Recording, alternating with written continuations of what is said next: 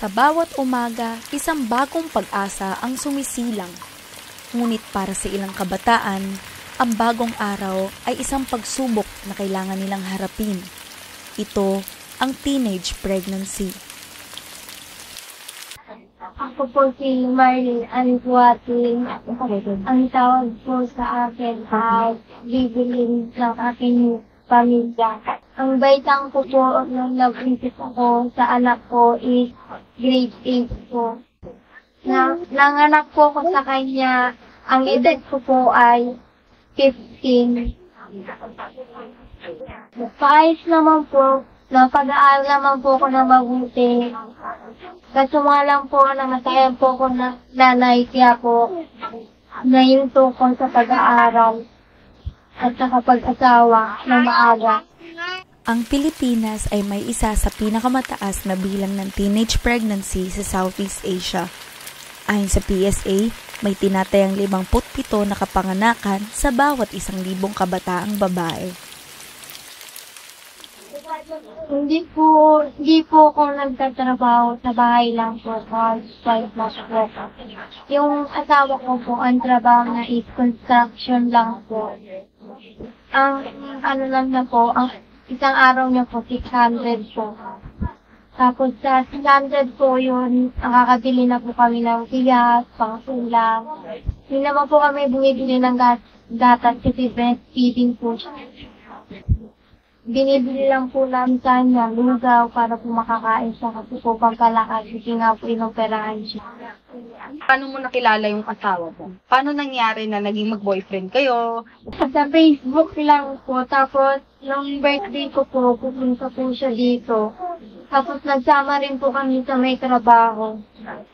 Nagsasako po ng mga kahoy sa Islakpan po. Magkano kinikita mo dito sa pagkaan ng kahoy? Ano lang po, 300, 200, ganun po. And anong yung naramdaman nung una mo nalaman na buntis ka?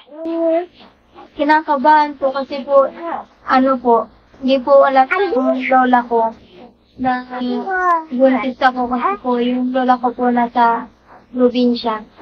Ano yung mga naging hamon sa'yo? Nahirap po. Nahirap po yung buhay. Naranasan ko po pagiging nanay.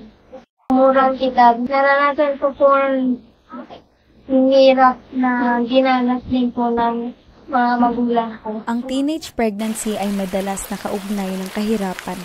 Maraming batang ina ang tumitigil sa pag-aaral para alagaan ang kanilang mga anak na naglilimita sa kanilang mga oportunidad sa hinaharap. So, paano ka naman tinulungan ng mga kaibigan mo, ng asawa mo, o yung mga tita mo sa pagbubuntis mo? Ginagabayan po ko nila para po sa ikabubuti ko ng panganganak ko po. Ano po, sila po nag-aasikaso sa akin. Sila po yung nag-intindi para magpa-check up po ko. Ano yung mga naging na-realize mo nung naging nanay ka? Ano po, ang hirap yung maging isang magulang. Mararanasan mo rin po yung ginanas na magulang mo ng pagpapalaki sa'yo. Nung bago ka ba nabuntis, alam mo ba may iba't ibang pamaraan ng contraception na maaari mo magamit? Hindi. Hindi mo alam yung contraception? Sa paaralan mo ba, may nagsabi ba ng mga guro o tinuturo ba to? Wala pa po. Hindi ko po natin. May negatibo ka bang pananaw tungkol sa contraception? Ano po? Mga nagkakasakit daw po. Injectable. Sa tingin mo ba, may sapat na pagpukunan at edukasyon tungkol sa contraception para sa mga kabataan? Wala po eh. Paano mo nasabi? Kasi po hindi pa po natutulog sa school. Sa tingin mo, paano kaya tinitignan ng lipunan o ng pangkahalataan ang teenage pregnancy na sinasabi nga natin dito?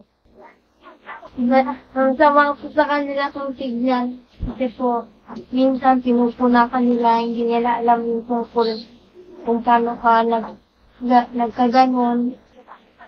Ay, napansin ka ba o pagbabago? Nagkaroon ka ng anak sa Meron naman po, kaso nga lang po, di po lang po sila pinapansin. Tapos, yung galing nga po yung sa anak ko, may ano nga po siya, may bingot nga po siya. Yun yung po yung pinukunan nila. Sinasabi nila na hindi ko daw po nilagaan nung nasa tiyan pa siya. Yun po yung naririnig ko. Pero sa mga tita ko, okay naman po sa kanila. Paano nagiging normal dito sa komunidad mo yung teenage pregnancy? Kasi nakwento mo sa akin kanina yung tita mo, yung isa mo pang pinsan, parang ganun. So, kwento mo sa akin, gano'n siya ka-normal? Ilan sa inyo sa pamilya yung ganito yung case? Halos lahat naman po yata ng pinsan ko meron po nabuntis na maaga. Yung mama ko rin po kasi maaga rin siya nabuntis. Parang lang po, dala lang dun po. Ganon. Ilang taon sila ng mga nabuntis? Meron po 16 nabuntis. Tapos 17 po siya ng anak. Dalawa na po yung anak niya. Sa mga kilala mo dito, kahit kapitbahay mo, ano yung pinaka-batang edad na alam mong nabuntis? Lang po yun eh. Ilang taon ka nun? 14 po. Paano ka sinuportahan ng asawa mo? Papa-check up po. Sinasamahan mo po kung magpa-check up. Tapos, binibili na po yung mga pagkain na gusto ko. Pinapakain niyo sa tamang oras. Kung may mahihiling ka man ngayon na mabalik, gugustuhin mo ba na maging batang ina? Opo. Kasi po, hindi ko naman po tinatanggi yung anak ko kasi po, siya na rin po yung buhay ko eh. Simula po nung naging nanay ako, nakita ko po yung halaga ng pagiging magulang. Ang kwento ng mga kabataang ina ay kwento ng pag-asa, lakas at walang kapantay na pagmamahal. Sila ay mga batang may malaking responsibilidad, ngunit may matatag na pangarap. Sa kabila ng lahat, nananatili silang matapang at determinado. Yung bigan sa mga problemang di masolusyon. Estudyante po ko, ang paborito ko po subject is math po. Gusto ko po sana makapagtapos sa pag-aaral. Gusto ko walang po sa math teacher. Pero itutuloy ko pa rin po, mag-aalis po ko para po makapagtrabaho po ako ng maayos. Future plan mo para kay Pongpong? Makapagtapos po ng pag-aaral, hindi matulad sa kalagayan namin. May gusto ka bang ipa-realize sa ibang tao, sa mga kapwa mo na nagbabalak maging nanay at a very young age? So may gusto ka bang sabihin sa kanila? Anong mensahe mo sa kanila? Sabi ko lang sa kanila, mahirap ang isang magulang, lalo na kung sa mura na edad. Sa bawat pagsikat ng araw, dala nila ang pangarap ng isang magandang kinabukasan. Sa bawat hakbang, kasama ang kanilang mga anak, ipinapakita nila na ang tunay na pag-ibig at lakas ay walang pinipiling edad.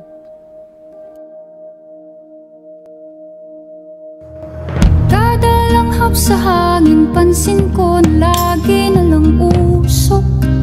Walang malinis, halos puro polusyon. Parang ako raw na konsumisyon.